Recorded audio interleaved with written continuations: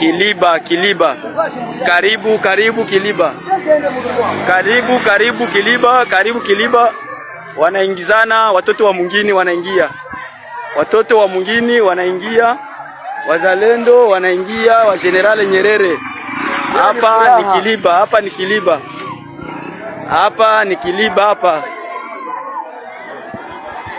Kiliba.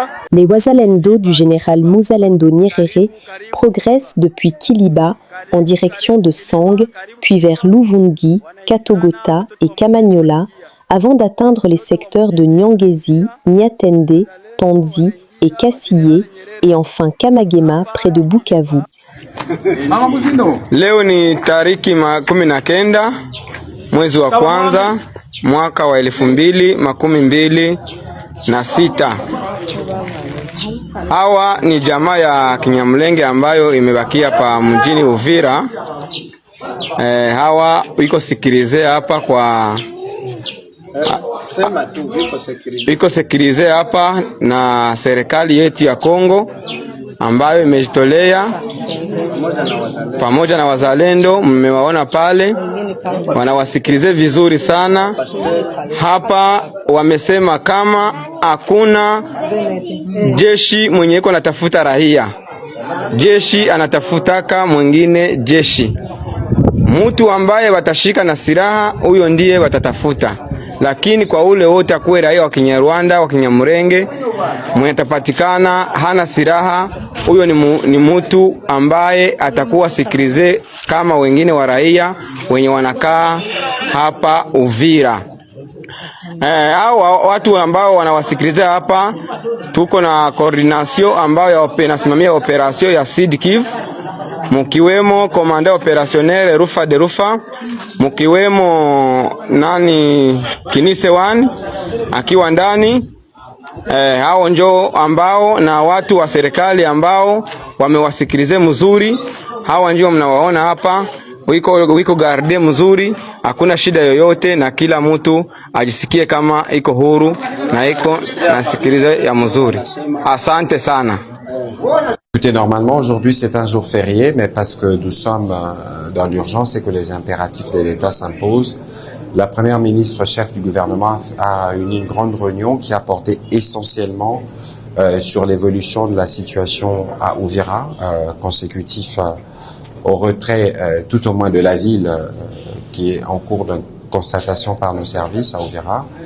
La question ici, c'était d'abord l'urgence évidemment de la population, comment on s'assure de son retour. On a pu non pas seulement parler de ces questions des populations, donc la situation humanitaire, mais on a aussi fait le tour de la question sécuritaire, parce que il suffit pas de dire qu'il se retire, mais il suffit de s'assurer que les services de l'État sont pleinement réinstallés, et cette réinstallation ne peut se faire que de manière progressive, parce que nous savons que la ville est restée infiltrée.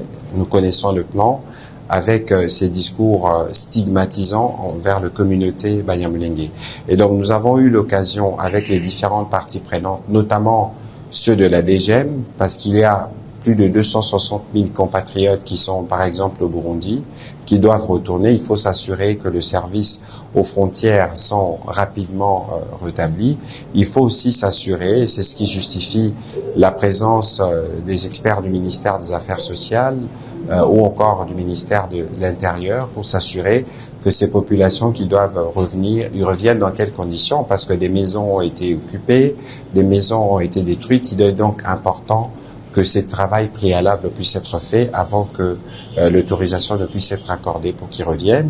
Il y a une question qui a fait l'objet des discussions, c'est la question de la justice.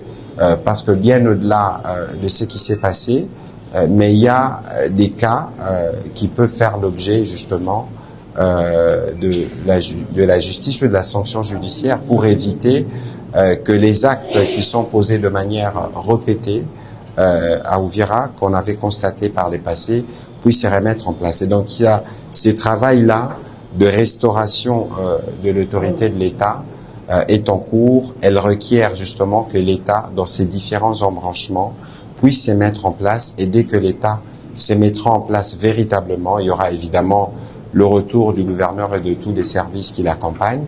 Et c'est un travail que nous voulons faire dans la grande urgence. C'était ça la recommandation principale de la Première ministre à tous ceux qui ont participé à la réunion.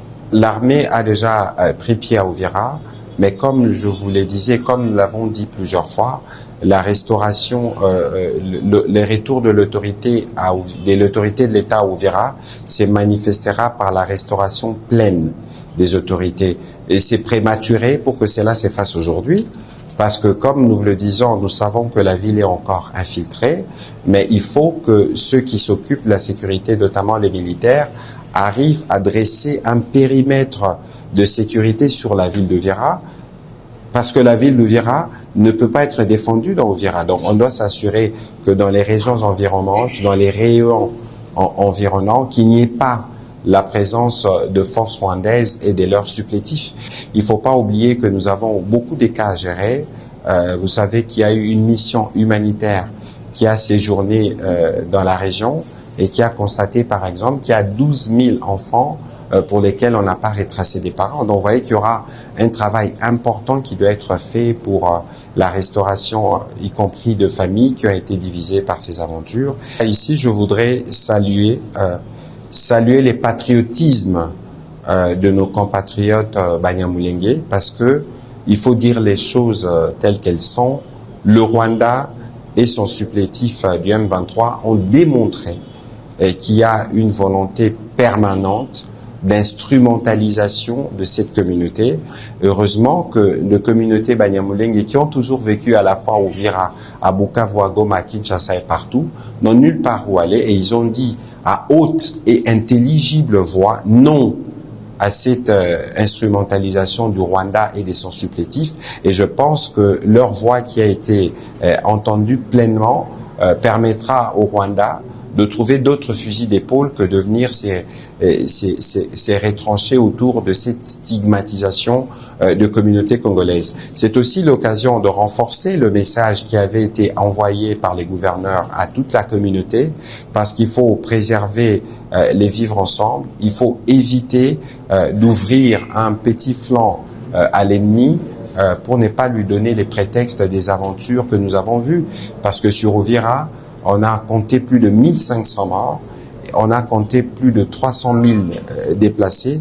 Je compte pas les drames familiaux qui sont connus. Donc aujourd'hui, il est important que toutes nos communautés, les Babembe, les Bavira, les Bafuliro, tous ceux qui vivent à Uvira puissent vivre en harmonie, et que nous puissions tous nous assurer qu'aucune de notre communauté n'est prise au piège des aventures de l'ennemi. Un incendie a ravagé l'hôpital général de référence HGR de Massissi et la base logistique de Médecins sans frontières MSF.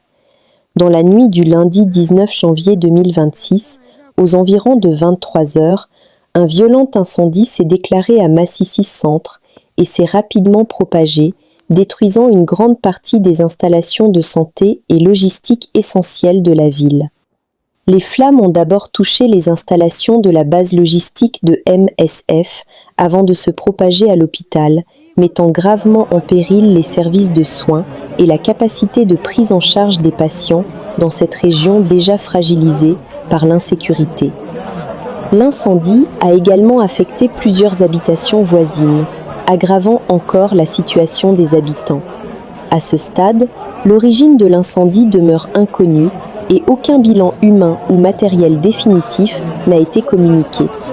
Cependant, des patients, du matériel médical et des véhicules ont été évacués par le personnel soignant et les équipes présentes, qui ont œuvré pour protéger au mieux les personnes et les biens malgré l'ampleur du sinistre.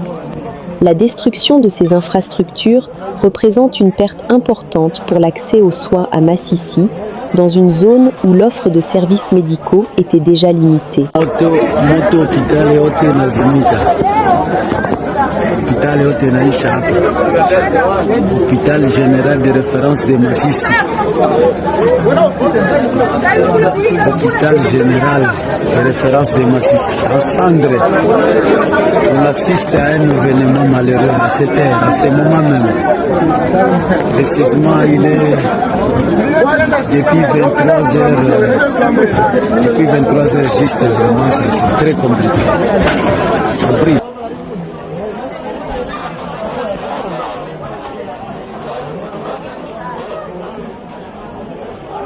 bakonzi na biso balalite balembisi pe maboko te bayebisi biso tosala ndenge oyo esengeli biso kosala afin que population atambola na kimia nzela pe oyo moni mituka eza kotambola eza lokola biloko bato bakotambusa mituka wana eza bato oyo biso fo tobatela. La police travaille 24 heures sur 24 heures.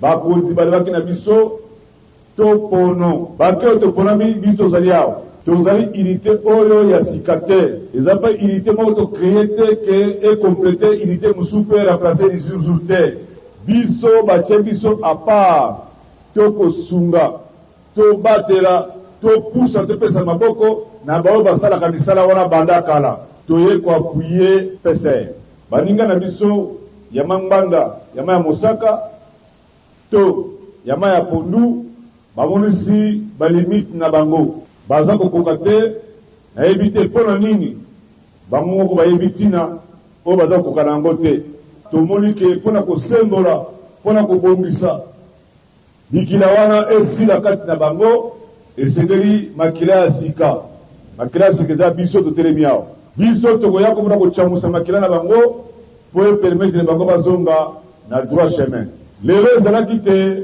tokabola misala yango selon bacarrefour oyo ezalaki prélevé ezali bongo 60 carrefour oyo ezalaki prélevé ase pas problème awa na ville province ya Kinshasa ezaki bakoya baninga na biso mosusu ya transport baninga mosusu ya assainissement brigade oyo edependaka na gouverneur province na bango na biso basembola na biso mosala oyo biso fengi tosala banda mikolo oyo moto na moto ayeba na motu na ye ke oye mpo na kobongisa oyo ebebaki kasi koya mpo na kobebisa so davantage te mawa ekozala te.